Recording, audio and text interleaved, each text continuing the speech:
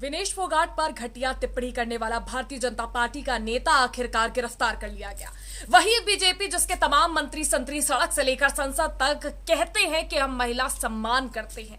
महिलाओं के सम्मान की बातें इस देश में खूब की जाती है, खिलाड़ियों के सम्मान की बातें खूब की जाती है, जो ओलंपिक से लेकर हर जगह जाकर पदक लाने के लिए सक्षम होती है, उनका सम्मान करने की बात होती है।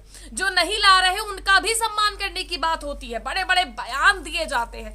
वहीं दूसरी तरफ महिला पहलवानों को किस तरह से दिल्ली की सड़कों पर घसीटा, उनके साथ उनके चरित्र का हनन किया जाता है, ये भी एक तस्वीरें नजर आती है। दो तस्वीरें आप देखिए। सबसे बड़ा, बृजभूषण शरण सिंह जैसे व्यक्ति पर महिला पहलवानों ने जिस तरीके से गंभीर आरोप लगाए, धरना दिया, बीजेपी खामोश रही। आखिरकार कोर्ट के दखल के बाद तमाम एफआईआर भी होती है, जांच भी कुछ हद तक आगे बढ़ती है और बृजभूषण शरण सिंह को फेडरेशन छोड़नी पड़ती है।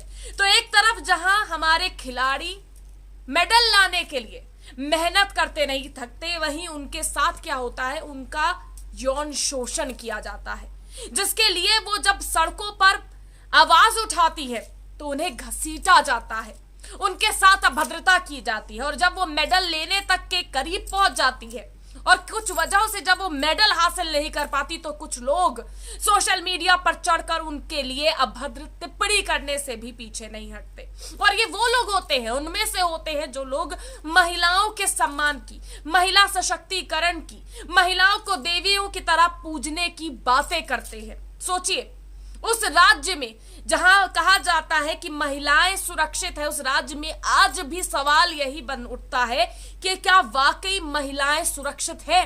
क्या वाकई महिलाओं को वो दर्जा दिया जाता है, वो सम्मान दिया जाता है जिसकी वो हकदार है? क्योंकि इस देश में बृजभूषण शरण सिंह जैसे लोग भी मौजूद हैं, जिनकी वजह से खिलाड़ियों के आत्मसम्मान पर चोट पहुंचती है। अब बीजेपी के एक और नेता का बयान सामने आया जो साबित करता है कि बीजेपी नेता जो कुछ कहते हैं, जो महिलाओं के लिए सम्मान की बात करते हैं, लेकिन उनका कैडर करता कुछ और है। भारतीय wrestler Vinesh Phogat Paris Olympic के फाइनल मैच में 50 किलोग्राम वर्ग फ्री स्टाइल के पहले आयोग घोषित कर दी गई। उन्हें अपने वजन वर्ग से 100 ग्राम अधिक पाया गया था। एक खिलाड़ी के लिए इस सदमे से उभरना असंभव है। विनेश शानदार प्रदर्शन कर रही थी, लगातार जीतते हुए उन्होंने फाइनल तक का रास्ता तय किया था। फाइनल मुकाबले के पहले ही उनके लिए कम से कम रजत पदक सुनिश्चित हो चुका था। विनेश जिस लय में थी, कोई अनाड़ी भी कह सकता था कि वो भारत के लिए स्वर्ण पदक लेकर आएंगी, पर विनेश को इस तरह अपनी जिंदगी के ऐसे सबसे कठिन दौर से गुजरना पड़ा। खेल से मिली निराशा के साथ साथ विनेश को उन लोगों से भी निपटना है जो उन्हें नरेंद्र मोदी का विरोधी मानकर बैठे हैं, उन पर अभद्र टिप्पणी करते नहीं रुक रहे हैं। पहलवान विनेश फोगाट का दुख एक तरफ है कि उनको जैसे जिस तरीके से डिस्क्वालीफाई किया गया वो पूरे देश में है, उनके लिए पूरे देश में दुख है। लेकिन बीजेपी का कैडर, उनके सम्मानित देव दुर्लभ कार्यकर्ता महिला पहलवानों के चरित्र का हनन खुलेआम करते हैं और बीजेपी खामोश रहती है। जी हां, बीजेपी के लोग ऐसे लोग हैं कि जो महिलाओं के चरित्र हनन खुलेआम करते हैं, सोशल मीडिया पर पोस्ट डालते हैं और बीजेपी खामोश रहती है। कुछ लोग ऐसी ऐसी बातें सोशल मीडिया पर लिख रहे हैं मानो विनेश फोगाट किसी और ग्रह की, किसी और जगह की है, वो भारतीय खिलाड़ी नहीं है, वो भारत के लिए नहीं लड़ रही थी। इस तरह के बयान है उत्तर प्रदेश के अलीगढ़ में एक व्यक्ति के जिसे गिरफ्तार किया गया है। उस पर फेसबुक पर विनेश फोगाट के वजन को लेकर भद्दी अश्लील टिप्पणी करने का आरोप लगा। वो शख्स कौन था? वो शख्स था बीजेपी का नेता विशाल वार्ष्णेय। उसने फेसबुक पर बेहद ही आपत्तिजनक अश्लील टिप्पणी की और उसके बाद विरोध शुरू हो गया। नाराज जाट वंशावली के जिला अध्यक्ष चौधरी धर्मवीर सिंह को उनकी लीडरशिप में सैकड़ों कार्यकर्ता क्वारसी थाने पहुंचे, धरना प्रदर्शन किया, नारेबाजी की।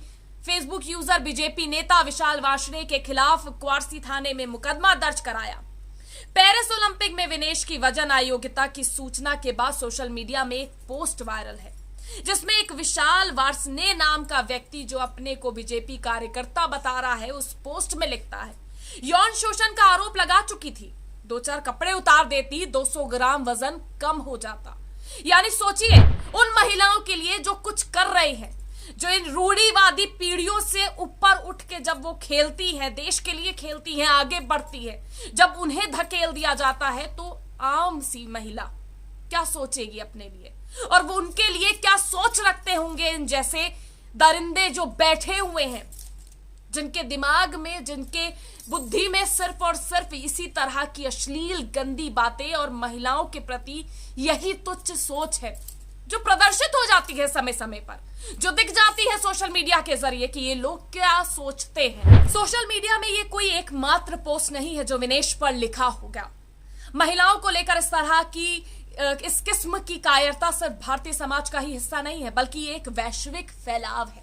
यूरोपियन यूनियन में 15 वर्ष से कम उम्र की 10 में से एक लड़की सोशल मीडिया में यौन शोषण का शिकार हो चुकी है। अरब देशों में 60% लड़कियां सोशल मीडिया में यौन शोषण सहन कर रही है। स्पष्ट है कि महिलाओं के खिलाफ साइबर अपराध पिछले 10 सालों में बेहद तेज गति से बढ़े हैं। संभवतः ऐसे अपराधों के पीछे विशाल वार्ष्णेय जैसे लोगों के खिलाफ कार्रवाई ना होना एकमात्र कारण है।